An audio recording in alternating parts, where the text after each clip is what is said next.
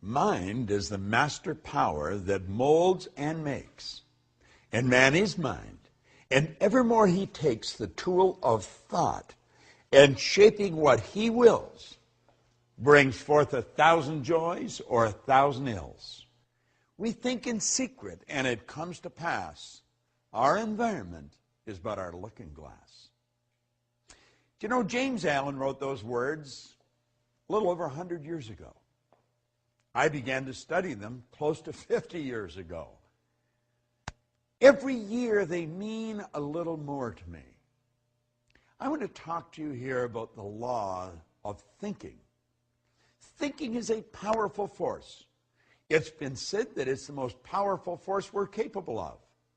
Do you know Archibald MacLeish, a Pulitzer Prize-winning playwright, had a character stand up in a play one time called The Secret of Freedom. And the character says, the only thing about a man that is a man is his mind. Everything else you'll find in a pig or horse. Do you know, it sounds like a funny line, but it's true. Everything else you will find in a pig or a horse. You see, the mind, it's the most powerful force in the world. And thinking is a very, very powerful form of energy. Thought waves are cosmic waves that penetrate all time and space. Now, as we go into the laws of thinking, I want to refer to a few points from Raymond Hollowell.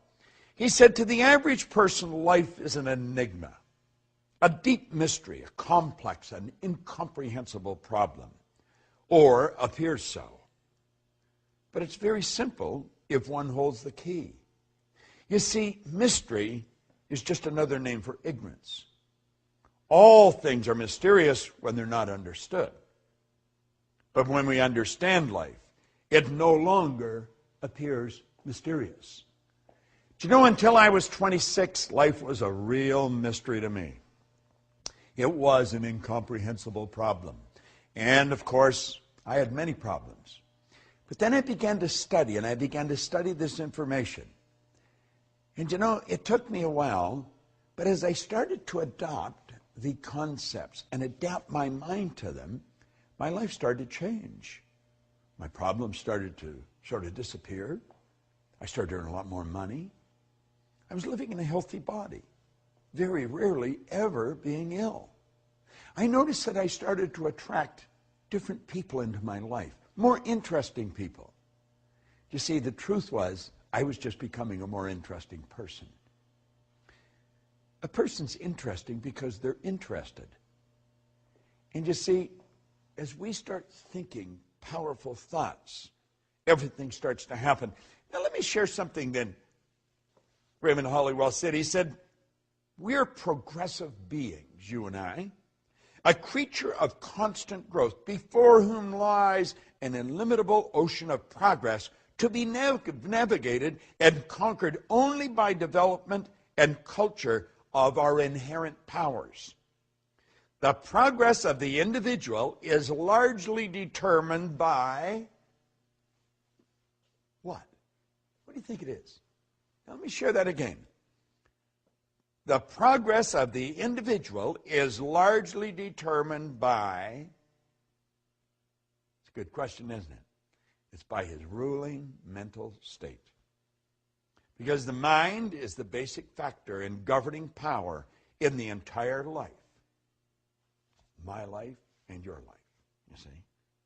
Attention should be given to the predominant mental state, for it will regulate the action and direction of all one's forces, faculties, and powers, the sum total of which will inevitably determine many particular experiences and the personal fate.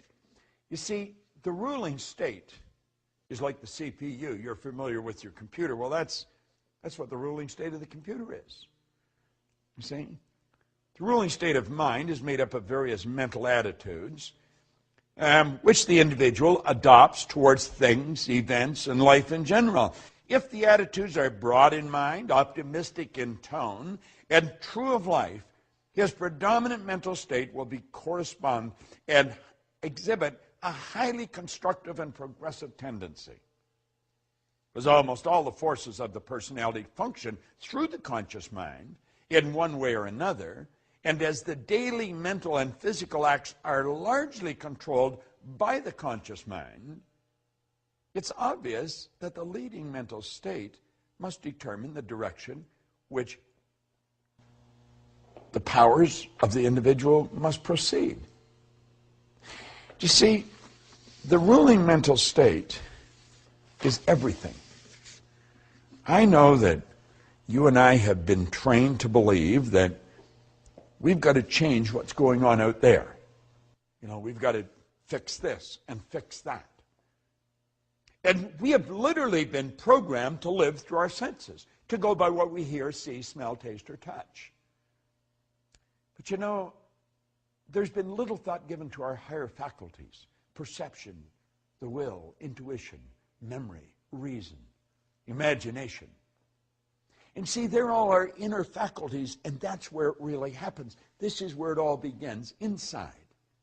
You don't have to worry about changing what's going on out there. I don't care if it's your bank account or the health of your body. You're going to find the x-rays will show a different you. The bank account will show a different balance.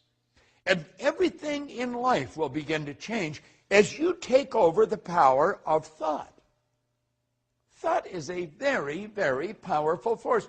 Let me share something that Raymond Hollywell says on thought. He says thought is a subtle element.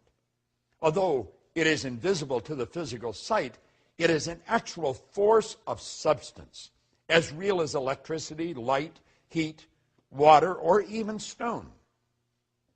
We are surrounded by a vast ocean of thought through which our thoughts pass like currents of electricity, or tiny streaks of light, or musical waves.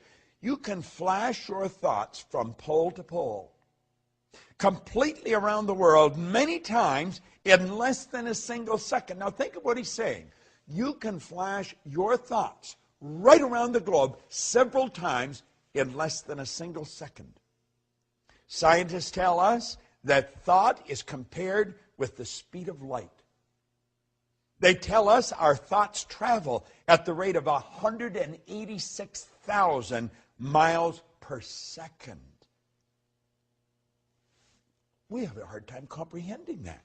He goes on to point out that our thought travels 930,000 times faster than the sound of our voice. No other force or power in the universe yet known is as great or as quick. It is a proven fact scientifically that the mind is a battery force, the greatest of any known element.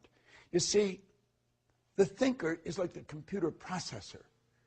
You know, when it's finely tuned, it really works fast.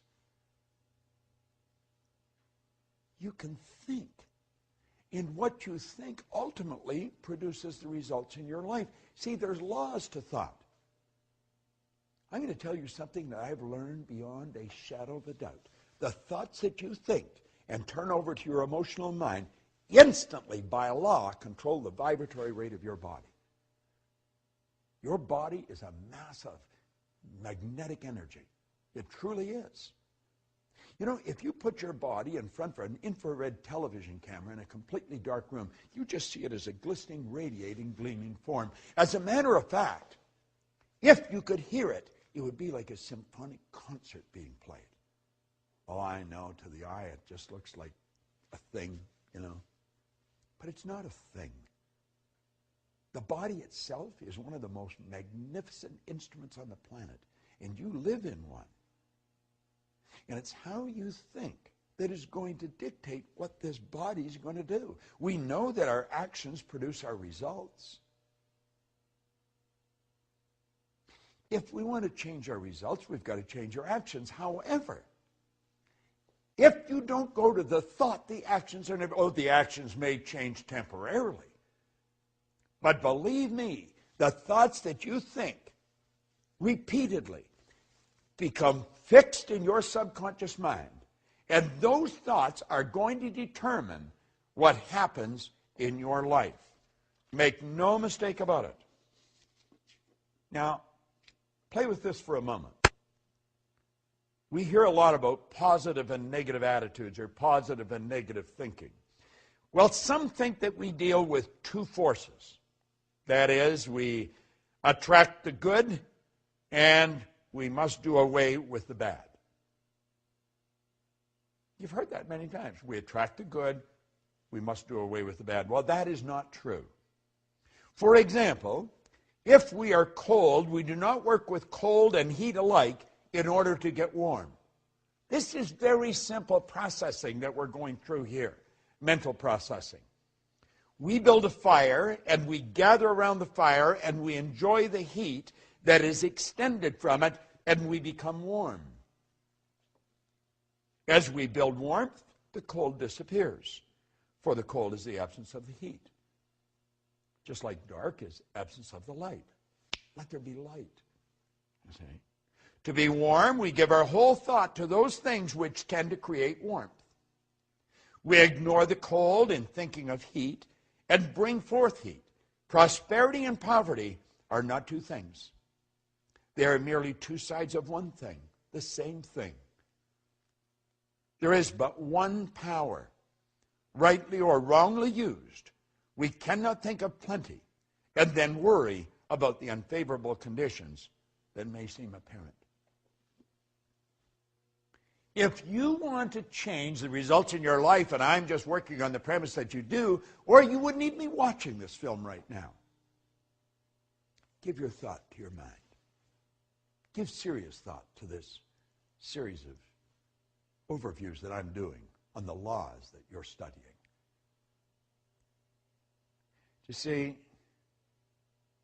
Huxley was right. He said the only corner of the universe that we can be certain of improving, it's our own self. That's all. You know, all those things we want to change outside, they're all a reflection of what's going on inside.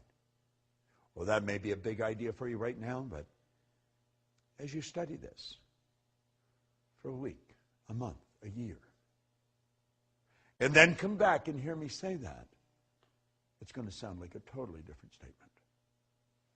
You choose your thoughts, and your thoughts create your life. You truly do become what you think about. There is a law of thinking. Make no mistake.